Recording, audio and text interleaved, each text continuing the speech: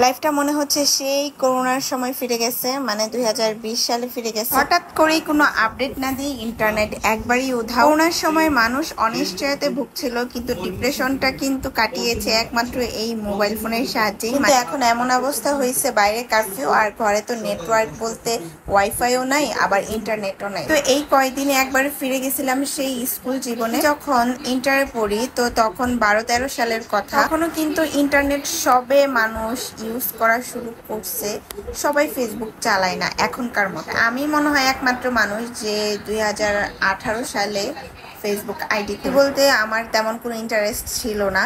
আমি মনে হচ্ছিল যে আমি কোনো সময় ফেসবুকই ইউজ করব না, কিন্তু পরে দেখলাম যে এটা সবাই ইউজ করে, তো দেখি এটার মধ্যে কি আছে। আমাকে তো একজন এমনও বলছিল যখন আমি আইডি খুলছি যে তুই না কোনোদিন আইডি খুলবি না, তোর না ভালো লাগে না। এটা কোনো কথা হলো? মানুষের সবসময় কি এক রুচি থাকে? দেখেন ক্লাস 2 এ পড়া বাচ্চারও কিন্তু ফেসবুক আইডি আছে। যাই হোক, ইন্টারনেট ছাড়া মানুষ অনেক ভোগান্তিতে আছে।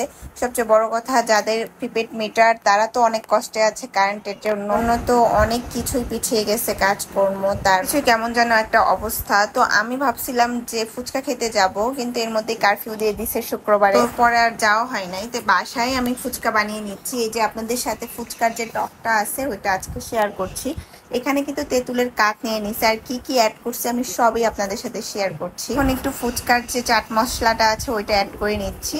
লেবুটা তো দিয়েই দিলাম, এটা অবশ্যই পরিমাণ মতো অ্যাড করতে হবে, কারণ চাট মশলা জাস্ট একটু ফ্লেভারের জন্য দিছি। ফুটির যে পানি আছে একটু ঝোলের মতো যেটা, ওইটা অ্যাড করে দেব। এতে কিন্তু টকের ফ্লেভারটা আরো ভালো লাগবে। যেভাবে টক বানাচ্ছি বাসায় সেম উপায়ে বানিয়ে দেখবেন, দোকানের টকের থেকেও ভালো লাগবে। আর দোকানের টকে কিন্তু অনেক সময় দেখা যায় রং টং মিশায়, যা স্বাস্থ্যের জন্য একদমই ভালো না। বাসায় ফুচকা চটপটি যেমন স্বাস্থ্যকর, তেমন কিন্তু বানাতে অনেক ঝামেলা, কারণ অনেক কিছু প্রিপারেশন আছে, অনেক কিছু রেডি করতে হয়, যেমন টক, ফুচকা, শসা টসা, তারপর আবার এই যে চটপটির যে ফুচকাটা আছে ওইটা রেডি করতে হয়। আজকে ইনস্ট্যান্ট যে ফুচকাগুলো বাজারে পাওয়া যায় ওইটা ভেজে নিচ্ছি। বাসায় বানালে আরো ঝামেলা হয়ে যাবে, ফুচকা বানাতে অনেক টাইম লাগে, অনেক টাইমের ব্যাপার। এখন কিন্তু বাজারে ইনস্ট্যান্ট সবকিছুই প্রায় পাওয়া যায়। এই যে আমি আরো কয়েকটা ফুচকা ভেজে নিচ্ছি, তো আমরা দুইজন খাবো, সে অনুযায়ী কয়েকটা ফুচকাই ভাজবো। এর ফাঁকে রিপনেরকেও আমি কিছু বানিয়ে খাওয়ার সুযোগ পেলাম, কারণ রিপন তো বিকালবেলার নাস্তার টাইমে বাসায় থাকে না, ওই ভাতই খায় 4টা-5টার দিকে। স্কুল ছুটি হওয়ার পরে বাসায় এসে ভাত খায়, দুপুর টাইমেও ভাত খায় না। বিকালের নাস্তার টাইমে তো ওই বাইরেই থাকে, অনেক বিজি থাকে, তো সময় হয় না। যখন একটু ছুটিতে থাকে তখন ওই কিছু খাওয়ার সুযোগ পায়। বানানোর সময় আমার সেই করোনার লকডাউনের কথাগুলো মনে পড়ে যাচ্ছে। আমরা কত কিছু বানায় খাইতাম, তখনকার ডালগোনা কফি, ও